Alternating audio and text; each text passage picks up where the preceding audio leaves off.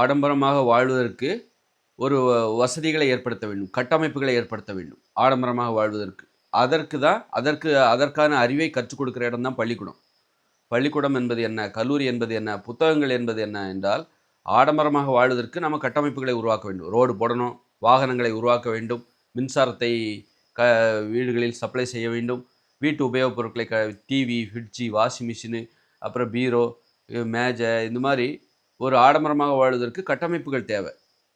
அந்த கட்டமைப்புகளை உருவாக்குகிற அறிவை பெறுவது எப்படி? ஒரு காரை எப்படி கண்டுபிடிக்கிறது? ஒரு மின்சாரத்தை எப்படி உற்பத்தி செய்வது? டிவி எப்படி உற்பத்தி செய்வது? ரோடு அப்போ வாகனங்களில் எப்படி பயணிப்பது? இதெல்லாம் ஆடம்பரம். அந்த ஆடம்பர வாழ்க்கைக்கான தேவைகளை எப்படி நாம் உருவாக்குவது? அதை கற்றுக் கொடுக்கிற அதற்கான அறிவை பெறுவதற்கான இடம் தான் பள்ளிகள், கல்லூரி, புத்தகங்கள் எல்லாமே. ஆசிரியர்கள், பேராசிரியர்கள் எல்லாமே. மற்றபடி அறிவை நாம் பெறுகிறோம் பள்ளிகளில் சென்று அப்படின்னு நீங்கள் தப்பாக நினச்சிக்கூடாது. ஆடம்பரமாக வாழ்வதற்கு தேவையான அறிவை பெறுவதற்காக தான் உனக்கு பள்ளிக்கூடமே தவிர, நீ குடிசையில் வாழ்கிறன்னு வச்சுக்கேன், அப்போ ஏன் பழங்குடியினர்லாம் குடிசையில் அவங்க பள்ளிக்கூடத்துக்கு போகிறதில்ல? காடுகளில் வாழ்கிற பழங்குடியினர், அந்த ஆப்பிரிக்க பழங்குடியினர், நிறைய பழங்குடியினர் நீங்கள் பார்ப்பீங்க. அவங்க பள்ளிக்கூடத்துக்கு போக மாட்டாங்க. ஏன்னா அவங்க குடிசையில் தான் வாழ்கிறாங்க, காடுகளில் வாழ்கிறார்கள். அவர்களுக்கு வாகனங்கள் தேவையில்லை, தார் ரோடு தேவையில்லை, டிவி தேவையில்லை, மின்சாரம் தேவையில்லை. அப்படி இருக்கும்போது அந்த தேவைகளை உருவாக்குவதற்கான அறிவை பெறுவதற்காக பள்ளிக்கூடம் போக தேவையில்லை. அவர்கள் ஆடம்பரமாக வாழவில்லை, எளிமையாக வாழ்கிறார்கள். எளிமையான வாழ்க்கைக்கு தேவையான அறிவை பெறுவதற்காக நம்ம பள்ளிக்கூடத்துக்கு போகணுங்கிற அவசியம் இல்லை. குடிசையில் வாழ்கிறவர்களுக்கு பள்ளிக்கூடம் தேவையில்லை. காங்கிரீட் கட்டடத்தில் வாழ வேண்டும் என்கிற ஆசையுடைய மனிதர்களுக்குத்தான் பள்ளிக்கூடம் தேவை. காரில் போகணும், பஸ்ஸில் போகணும், விமானத்தில் போகணும், விண்வெளிக்கு போகணும் அப்படின்னு நினைக்கிறவங்களுக்கு தான் அதற்கான வழிகளை சொல்லுகிற, கற்றுக் கொடுக்குற இடம்தான் பள்ளிக்கூடம், புத்தகங்கள், ஆசிரியர்கள், பேராசிரியர்கள். இங்கே என்ன நினச்சிக்கிறாங்கன்னா, பள்ளிக்கூடம் இல்லைன்னா மனிதர்கள் வந்து முட்டாளாகிடுவாங்க அப்படின்னு நினச்சிட்டு இருக்காங்க. பள்ளிக்கூடம் இல்லாத காலத்தில் தான் நாம் பேசுகிற அந்த மொழியை கண்டுபிடித்தார்கள், இலக்கணங்களை கண்டுபிடித்தார்கள். பள்ளிக்கூடம் இல்லாத காலத்தில் தான் வந்து இதெல்லாம் கண்டுபிடிச்சாங்க.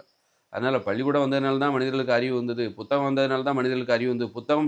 அதாவது பள்ளிக்கூடம் போகாத, புத்தகம் படிக்காதவர்கள் தானே முதல்ல புத்தகத்தை கண்டுபிடிச்சிக்க முடியும்.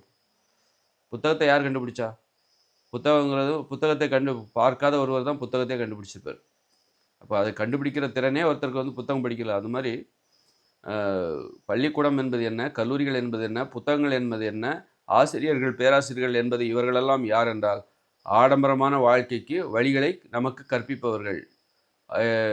ஆடம்பரமான வாழ்க்கைக்கு தேவையான கட்டமைப்புகளை உருவாக்குவதற்கான அறிவை பெறுவதற்கான வழிகளை நமக்கு கற்பிக்கிறவர்கள் தான் இந்த பள்ளிகளும், கல்லூரிகளும், ஆசிரியர்களும், பேராசிரியர்களும், புத்தகங்களும். நாம் எளிமையாக வாழ்வதாக இருந்தால், ஒரு ஊர்லேயே ஒரு விவசாயம் பார்த்துட்டு குடிசையில் வாழ்கிறோம் அப்படின்னா நமக்கு பள்ளிக்கூடமே தேவையில்லை, புத்தகங்களே தேவையில்லை, ஆசிரியரே தேவையில்லை. 8 மணி நேரம் பள்ளிக்கூடத்தில் போய் படிக்கணுங்கிற அவசியமே இல்லை. எவ்வளோ பாருங்கள், 25 வயசு வரைக்கும் அவங்க படிச்சுக்கிட்டே இருக்காங்க.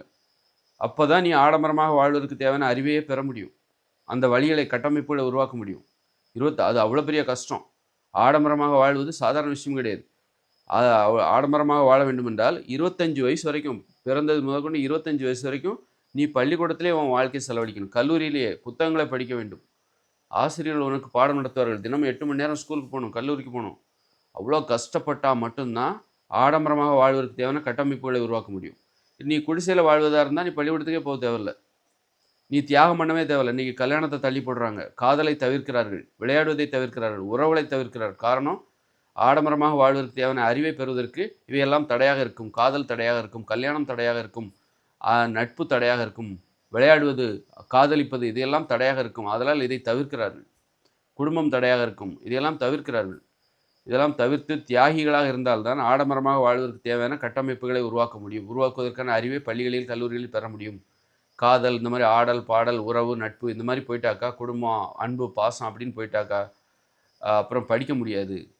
அப்புறம் வந்து படித்து அந்த அறிவை பெற்று ஆடம்பரமான ஒரு கட்டமைப்புகளை உருவாக்குவதற்கான அறிவை பெற முடியாது அப்படின்னு சொல்லிட்டு ஆடம்பரமான வாழ்க்கைக்காக ஒரு தியாகிகளாக மாறுகிறார்கள்.